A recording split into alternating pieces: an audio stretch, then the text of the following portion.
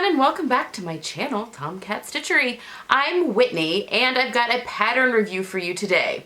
As you will notice, I'm without the brace. I still have a weirdly swollen hand, but I'm without the brace. So I was actually able to finally do a little bit of sewing this week, but it revolved around some pattern testing that I'm doing, and so I was not able to get the Sew My Style bras sewn. I probably could have gotten them sewn, but I didn't want to rush them. I really have been seeing all this gorgeous lingerie all over Instagram with all three of the bra patterns. There's a sports bra, a bralette, and then a regular bra that are all, I've just been seeing some great versions, and I want to take my time and make some pretty ones. So that will definitely be coming, just not in time for the reveal this weekend. So I may have like a August Sew My Style reveal like the beginning of September. So anyway, you're not seeing it today, which was the original plan, but again, the whole hand injury really kind of put me behind. So I thought today I would share with you 3 of my recent pattern tests that I've done and do pattern reviews on them. That seemed to be the big consensus. Everyone wanted some more in-depth pattern reviews of all of the stuff that I'm sewing. So I'm going to dive into that. I have 3 patterns to show you, but before we get started, in conjunction with the modules. So I'm wearing my Edie top right now that's of my most recent Minerva Crafts module, and this is the colors that I'm kind of working in right now. But I'm going to pop a link of me. I completely forgot about this skirt. I made this back, you've seen it, I made it back in January at my sewing retreat, and it's a pale pink. It goes perfectly with that module, but it was in my sewing room because I had not yet put a hook and eye at the top of the waistband. Yeah. It had been sitting there all summer. It maybe took me 2 minutes to sew on a skirt hook and eye at the top, and I wore it back to Missouri last weekend. It was one of 2 bottoms that I took. I love traveling now. Now that I have things in capsules and modules, it makes packing for travel so much fun. But I took the skirt back with me and forgot how much I loved it. And so anyway, we had parent-teacher meet the teacher, I guess, tonight at the kids' school, and so I'm totally gonna rock this outfit, and I am obsessed with this skirt, and I might need more. Maybe in a few different lengths. I mean, maybe a shorter one? I don't know. Anyway. Okay, let's get into the pattern reviews. Alright, so again, recently, like in the past few months, I've tested 3 patterns. So I've got 4 things to show you because one pattern I made 2 of, and I'll start with that one. So I was able to test Sew Altered Style, which is made up of a duo of Kate and Mac. Let's see. I'm not going to remember their handles. Creating Katie is one of them, and Max Space, I think. Max Creative Space is the second one. I'll pop right here at the bottom what they're separate. But then they blog together at Sew Altered Style, and they released their first pattern. And I'm sure you guys have seen it. This is the Misty Cami. So it is a camisole pattern with a dart. It comes with multiple cup sizes. It has a very large size range. It has these nice thick straps that cover bras. And it comes with 2 backs. So you can do just the standard, this is the back, just the standard back. Or they have a really cool option where you can do these crisscross straps that kind of come out that makes a really gorgeous back of the top as well. I was selected to test just the plain old cami top because it also comes in dress lengths with both of those. But I was selected to try this one with, my stupid light keeps getting into my frame. It's driving me nuts. There we go. But selected to try the top version, not the dress version, with just the standard back. It covers most of my bra straps, not all, although I'm getting ready to make some bras, so I'll make some skinnier bra straps. And I could definitely widen these if I needed to, but it does cover quite a few, which is the first I can say for almost any cami pattern. Again, it has the bust darts, but it does come with cup sizes. So I made the size 12 with the CD cup for the front. Oh my god, this is such a stash buster. Before I get started, I'm going to tell you my measurements. A lot of people were saying that they enjoy the pattern reviews because it kind of gives them like what they might need to tweak. You know, maybe they're built a little bit like me, or maybe they just have larger chests, whatever. So I might be helpful to give you guys my stats. But I am 5 foot 2 inches, so I am not tall. I have a 36-inch upper bust, a 40-inch full bust, a anywhere from 32 to 35, depending on my autoimmune days, inch waist. Fluctuates a lot. And then I have a 39-inch hip. So there you go. Those are my stats. So yeah, I made the size 12 with the CD cup. I had no felt alterations other than I did have to shorten the straps by 2 inches, I believe, which is common because I'm short everywhere. So usually shortening straps is something I have to do. But those are the only fit alterations I made to this pattern. And I was able to eke, I made 2 versions, both of these out of leftovers. So these are just offcuts from other projects. So this is a Tencel Twill from Blackbird Fabrics, and I made a Deer and Doe Myosotis dress out of this fabric, and this is just the leftover fabric I had from that project, and I was able to make this out of. And then this is it's either a double or a triple gauze. I think it's a double gauze. Nanny Eero double gauze, cotton double gauze that I made a Tilly and the Button Stevie dress out of. And both of these dresses I can no longer wear. They're way too big because once I got my autoimmune stuff, like my allergies, food allergies all figured out, my swelling all went down and boobs and butt deflated, and anyway, so I can't wear either of these dresses anymore. But I loved both fabrics and I was able to eke camis out of both, which is so exciting. This is the best stash buster pattern. I mean, I think all camisole patterns are probably fantastic stash busters, but I'm so excited. And I'm also loving the color palette. I think this is gonna go nicely with the colors that I'm sewing with for fall and into the winter. Well, fall. I may change my mind with winter. I don't know, we're not there yet. But I think with all of my greens and pinks and I'm doing a little bit of purples and stuff with the sewing workshop stuff that I'm getting ready to do, these are just gonna be fantastic as layering pieces. Anyway, the pattern is very easy. It does have a facing, and I am using the facing. Normally I really hate facings, but this one's not really giving me that much trouble. However, I don't think I would do bias tape to finish the neckline. I think if I were going to omit the facing, I would just line it with either something lighter or self fabric. For instance, I really kind of want a white or a creamy one in my wardrobe for layering, but a lot of times white is see-through, especially with the facing. A lot of times with white you can see where facings stop just because of the light color, or any pale color really. I would just go ahead and completely line the entire top, I think, which is not hard to do. And again, it uses so little fabric. It wouldn't be that big of a difference. So anyway, I'm excited to try out the other versions and try out the dresses.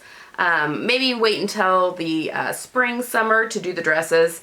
But as the tops, yeah, these are definitely going to be workhorses, I think, going forward. Can I do that? Oh my gosh, I'm going to hang these on my lights. Dual purpose. All right, next pattern is the Athena Kakou May top and dress. Hopefully I've been popping pictures of the patterns up here too.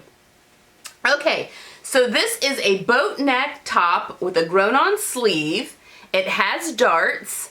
It's got these cute little belt loops because it's meant to be worn with a tie, although I'm styling it for you both with and without the tie. Even just having the belt loops there without the tie doesn't bother me, but the belt loops also give me the option if I wanted to put a belt with it instead of the fabric tie, which is also kind of fun. So I, of course, made the top version. Again, I made the size 12 and I did a 3-inch full bust adjustment. So I added 1.5 inches to each side because I need it for my chest. So yeah, I added 3 inches. And I think because I do have a 4-inch difference between my upper bust and my full bust, I think I was looking at finished measurements because this is a looser top and just decided I only wanted to add 3 extra inches to this. So anyway, yeah, did the full bust adjustment. This is made, and that's the only alteration I did. I don't even think I shortened the body at all. But I made this out of a linen viscose blend and this wonderful plum. It's coming across really dark, but it's a beautiful dark plum color. And I am pairing it with my skirt that I made, my faux dress in that bird floral print that I did for my last module. This color, I love this color with that skirt. This also was gonna go seamlessly into that module, my fall module, and great as a layering top or worn alone. It's just a very basic, simple top, but I really love it in this drapey, again, linen viscose. it looks like linen, but it has a little bit more drape. This top also has a facing, but it's a facing, and I don't know if you're gonna be able to even see, that's stitched down. So it's just a wide, you stitch along the outside at the facing. Those don't bother me at all. It's almost like a band. So nothing's flopping around. So you're not worrying about it flopping out or like a piece of it coming out. I like those kind of facings where they're all nice and stitched down. And I think it adds a nice detail around the neckline too. What else? Let's see. I did a narrow hem at the sleeve, a little wider hem at the bottom. I mean, it's a basic top, but I mean, it's so versatile. And especially with my upper body, I love the boat neck, because it gives, and again, it's not like the straight boat neck. It has a little bit of a curve like this Edie top that I'm wearing, but it kind of draws the eye up a little bit because I do have narrower shoulders. It's a very odd body type. I have narrow shoulders, but if you look at me, because of my chest, it makes me appear, and I am wider on top than I am on my hips, but I still have narrow shoulders. That's a weird thing. And I have a broad back. It's a very odd fitting try to do. With narrow shoulders and a broad back, it makes fitted like blazers and stuff, you know, kind of hard sometimes. Anyway, so that is, yeah, that's the Meg top and dress. And I've seen this made up in some gorgeous crepes and some beautiful rayons. I definitely want to make the dress pattern. Probably we'll wait until the spring for that, but it's just a very basic. Athena does basic patterns really, really well, and I'm here all day. Oh, I love all these colors together. I'm here all day for that. I'm hanging all of these on my light. But yeah, all these purples are making me very happy. All right, this is my last pattern and my most complicated.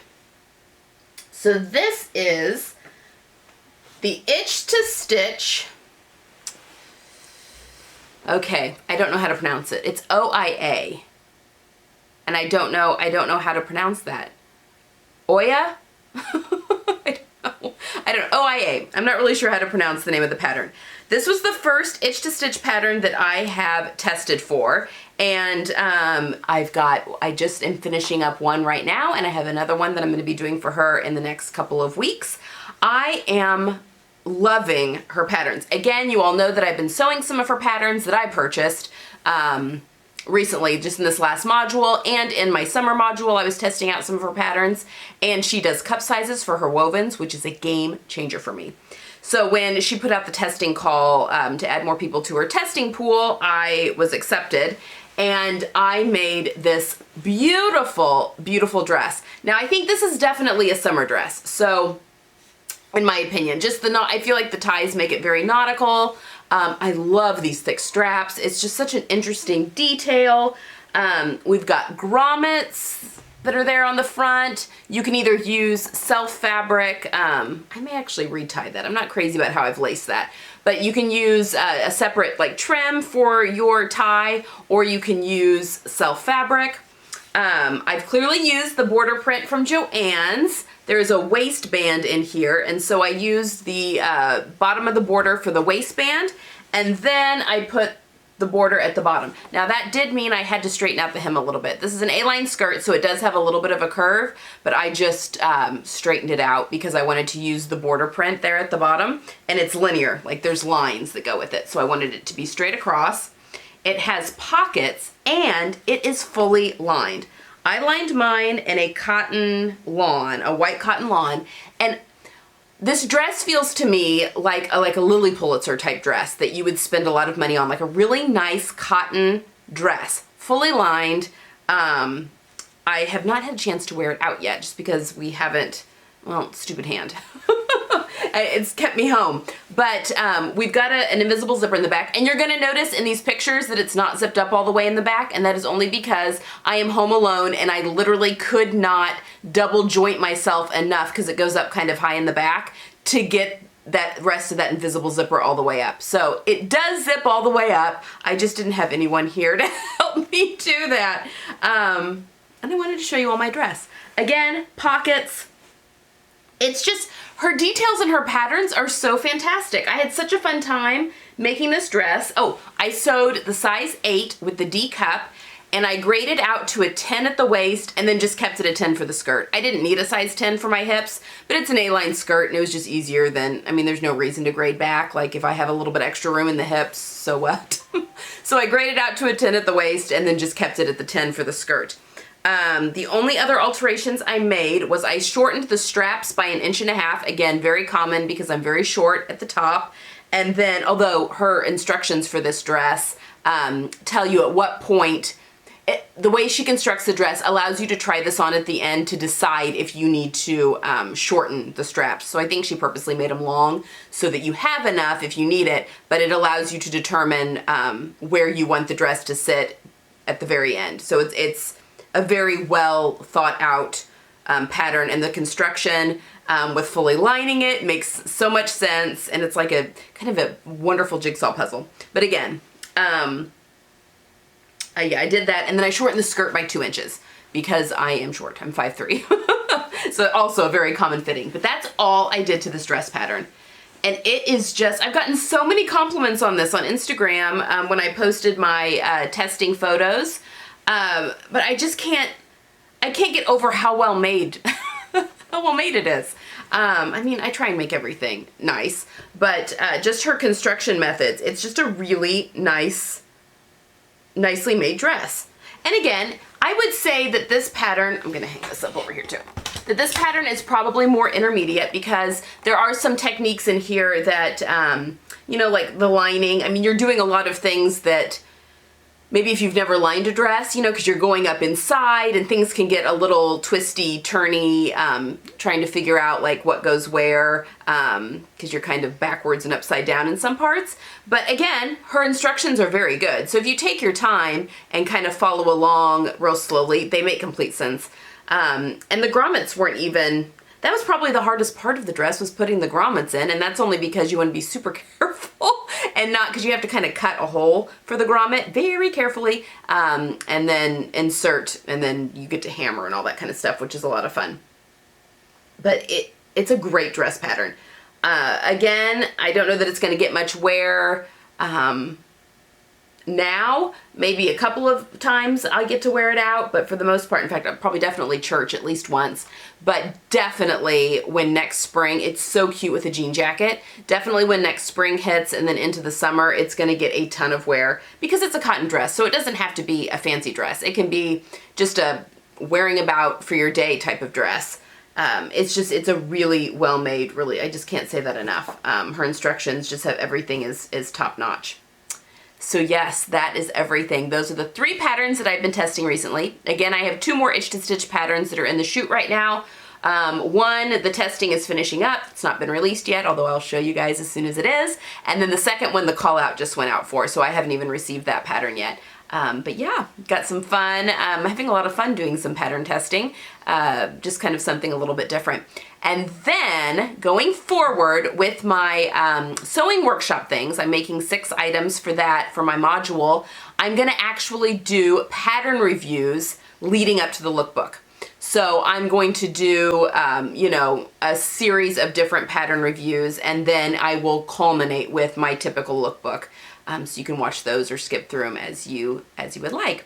And also I'm gonna have some sew-alongs. I've had a lot of requests for some sew-alongs, and it's been quite a while since I've done one, since like the spring, since I've done a sew-along, and so I've had requests for both a coat, most specifically the trench coat from Vogue.